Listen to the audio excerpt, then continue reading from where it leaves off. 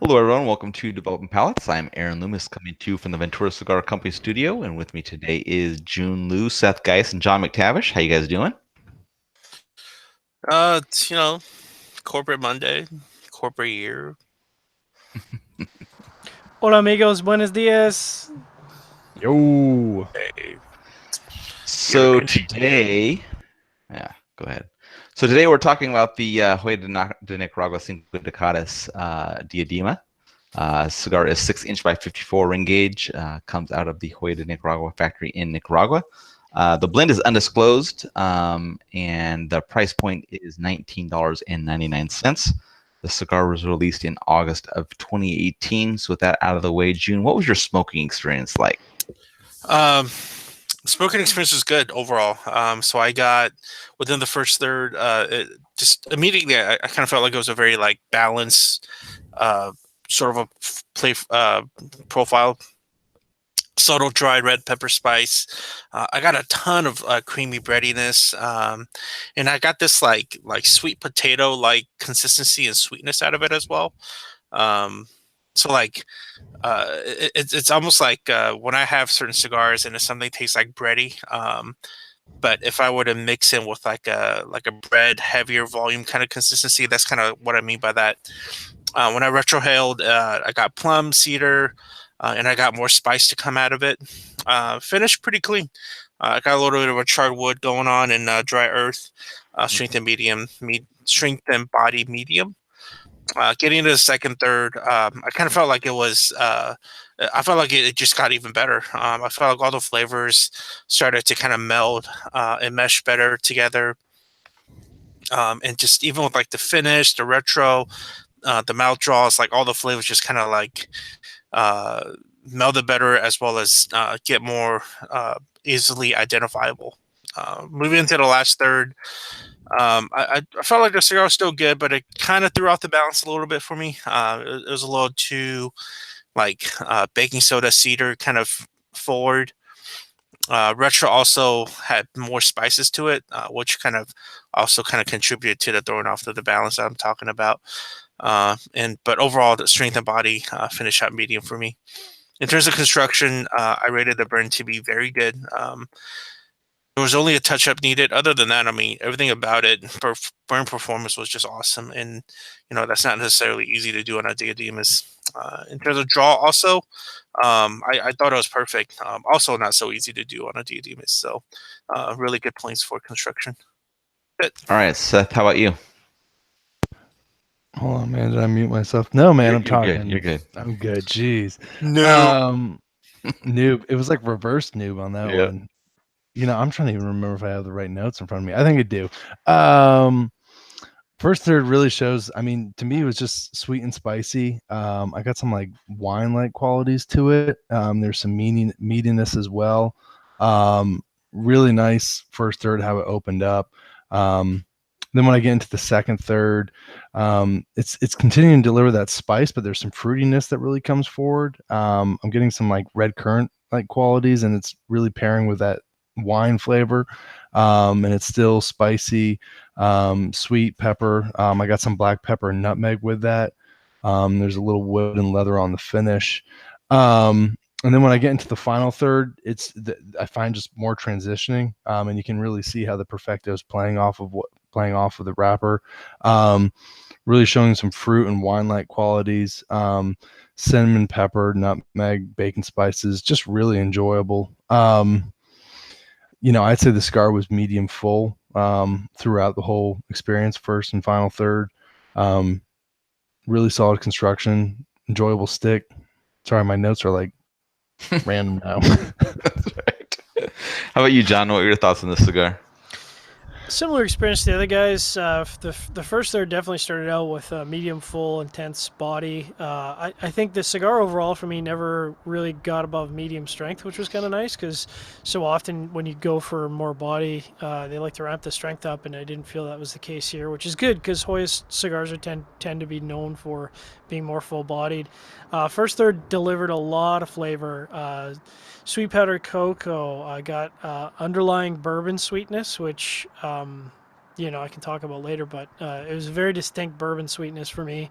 And then there was some subtle nutty flavors, some baking spices, a little bit of mild leather. And then kind of once the cigar established itself, there's kind of this tannic, and maybe that's the wines that Seth is talking about. There's this tannic quality mixing it with the cedar, which was really interesting. And I can't say the last time I got that in a cigar. And it just continued to evolve into this sort of bourbony, sweet, creamy, spicy. I mean, kind of checked all the boxes. Interestingly enough, I found the complexity for me kind of dropped off in the middle third. It was consistent. There wasn't a lot of flavor changes, so it was a good flavor profile of sweet, creamy cocoa, bourbon woody finish, a little bit of tannics sort of dropped off. Cocoa did intensify throughout the middle third, which I was a big fan of, and then it kind of get back to where it was in the first third, in the last third, including some peat smoke, which was interesting. Then it had a toasted quality, and I say toasted because it's not like we talk about charred wood, which is an unpleasant flavor, and this is more of a toasted.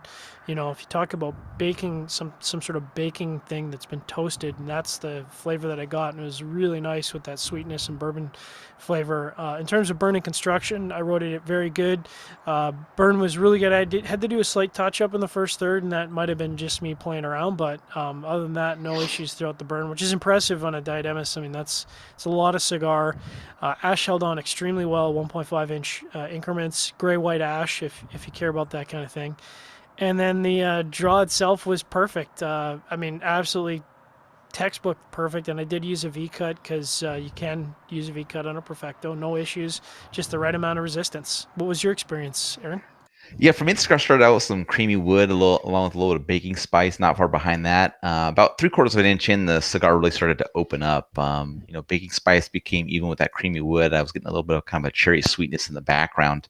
About an inch in, on random draws, I was getting like this nice cream cherry flavor, and I don't know if cream cherries is even a thing, but that's kind of what I was getting. Retrohale was kind of some toasted wood along with that cream cherries, and strength was slightly below medium at that point. Like most everybody except for John, I thought the second third kind of really built up on the profile. Cherry note had gone away. Baking spice receded quite a bit.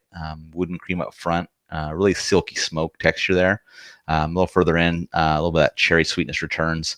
Retrohale is still kind of that toasted wood and some cream. A little further in, it's still very consistent with that flavor profile right in that middle part of the second third. Still, creamy toasted wood, hence a cherry sweetness going on. Cream starts to drop out as the second third is coming to a close. Strength bumps up to medium. And then in the final third, cherry sweetness drops out. A little bit of mustiness kind of joins in, pairs with that creamy wood. A little further in, the cream starts to recede a little bit more. Mustiness is more up front with the wood. Retrohale is kind of a musty and creamy wood note. And then as the cigar is wrapping up, kind of going into that taper, a little bit of char joins in with that musty wood and the cream. And strength bumps up to just slightly above medium, so just all right around medium. In regards to construction, burn line was pretty wavy for me. It went out once on me in the first third, required a relight, but after that, the ash held on for about 3.5 inches after that before it dropped off, so it was doing pretty good. In regards to the draw, I thought it was pretty good. A little tight at the beginning, but once it reached that kind of full ring gauge, it opened up to the level I like, so it stayed that way throughout the rest of the cigar. So Jiunn, overall, what were your thoughts on this cigar? I like the cigar quite a bit. I remember smoking this and I think it was this exact Vitola when Drew Estate did that media party thing in Vegas. And I thought, man, this cigar sucks. But but after I came back home and smoked it, I really enjoyed it. So, when I was smoking this, I was thinking about how you could have simple flavors, but it's really great flavors. Like there's some cigars where you smoke it and you just kind of like the flavors just pop out at you quite a bit, and you're getting perhaps not simple flavors, but flavors that I feel like that I'm really can really identify with and easily identify with. And I kind of felt like this was one of those cigars. And then I thought the flavors worked really well. It was complex enough, has sweetness, spice, earth. There's sometimes like a umami, characteristics to it. So, for the $20 or so MSRP, I think it's well worth picking up some of these. How about you, Seth? What were your overall thoughts? Yeah, I think it's a great cigar overall. I actually did find my notes, and I was right. I think it did a very good job of showing the diadema and having the wrapper profile really present throughout the cigar and seeing the fluctuation in that. It was complex. I thought mine was really well constructed. It's this size and the Churchill size that are being released, or that were released. And it's like, I know, Jiunn, I smoked the Churchill at the party. And I think I prefer the Churchill over this, but at the same time, I still think this is probably a better cigar and maybe a more advanced cigar, just because of that wrapper presence on the cigar.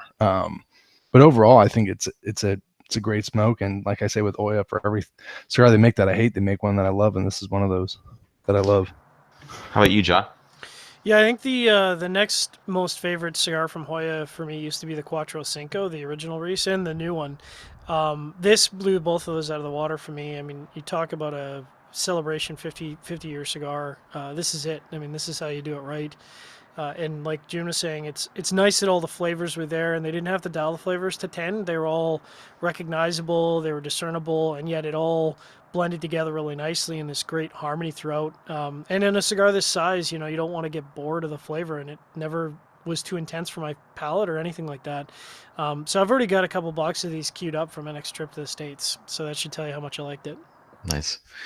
Yeah, I mean, I think once the cigar got past that initial taper, it really opened up for me. I think it just at the ring gauge point where like at that 3/4 inch in, it really just started going. I was getting that creamy wood, the baking spice, and that cherry sweetness, which was really nice. Burns pretty wavy on my sample, but it it's kind of maintained itself, and the ash held on forever on the cigar. So, and like you said, John, this is the perfect way to celebrate a 50th anniversary. I mean, you come out with a great cigar like this, and it's gonna pop. So, I am very interested in doing a formal review on the El General, which is the Churchill, just to see what that different experience is going to be like with the Parejo over the Diadema. But I think it's definitely a cigar worth seeking out, and if you come across it, I think it's definitely worthwhile to pick it up. Price point's high, but I think it if you want to experience this, I think it's well worth giving it a shot. So, getting the scores, we'll start at the top. John, you had an 8.13. Seth, you were next at 7.52. Jiunn, you were right behind at 7.42, and I was at the bottom at 7.17. So, how do you think that score matched up for you, John? Yeah, that's right on par. This is tied for the best cigar I smoked out of the show. And it's nice to be able to sit down and properly review this. I enjoyed it at the media party, but it's hot. It's not the right smoking environment. I'm half tanked. It's not the right environment to be smoking, but I'm glad it lived up, and I'm like I said, I'm like you said, I want to smoke the El General and see how it compares, but I think the Diadema that's the right Vitola for me. It's just an elegant size, and yeah, can't wait to get my hands on these. So Seth, 7.52. Oh, I wasn't even muted. God damn it, man! I'm struggling tonight. No, I think the review lines up exactly with where I'd put it. I think it's a fantastic cigar. It's a great one. I mean, John's right. If you're going to celebrate 50 years, this is the way to do it. Definitely a box buy. All right, Jiunn, 7.42. I agree with both of these guys. I mean, it's a really good cigar. It's well worth grabbing more. I mean, this year in general, I kind of feel like I haven't rated a lot of cigars with like very good flavor profiles. And this is one of those that I did this year. So that should, hopefully give you some inkling of how good it is compared to all the other new stuff that's been coming out. Yeah, it's 7.17. And comparing to these guys, it seems like I didn't give it a very good score. But if you look at the history of my scores, this is a pretty good score for me. So once you get above 7, for me, I'm definitely it's in a good range. So I would agree with everything these guys said. This is a fantastic cigar, well worth the money to give it a try, see how you like it. If you really like it, you'll have no problem buying more at that price. If you don't like it, it's not a big loss to you. So I don't think that's a big deal. Any other final thoughts from you guys on this cigar? I hope that Hoya continues to produce great cigars like this. Hoya Silver was really enjoyable, but this is just so much more elevated in terms of complexity and elegance and everything. So, Love it. It's pretty cool to see him actually do something like this too, John. It's like they make solid everyday cigars like all the time. And then they're always good. I mean, most of them are really good, and they're always really good price. And then they come out with these, and it actually justifies. It does, and it justifies the price, and they really truly show a special edition cigar. So You know what? That's they a have that that's figured a out. that's a really good point, because so often, I mean, how many times have we smoked these high-end $14 plus cigars and we're like, I mean, for $15, I don't know. And this is a cigar where it's like, yeah, whatever it costs, I don't even care. Like it's good. Like price is irrelevant because it's a cigar that lives up to it. Yeah. All right. If you're just catching this video on YouTube, be sure to subscribe to us. But also check out the full written review on the website, developingpalates.com. Follow us on all the social media channels, and you can catch all of our review recaps on podcasts, iTunes, Google Play, and Podbean. Thank you for tuning in. We'll catch you on the next one. Cinco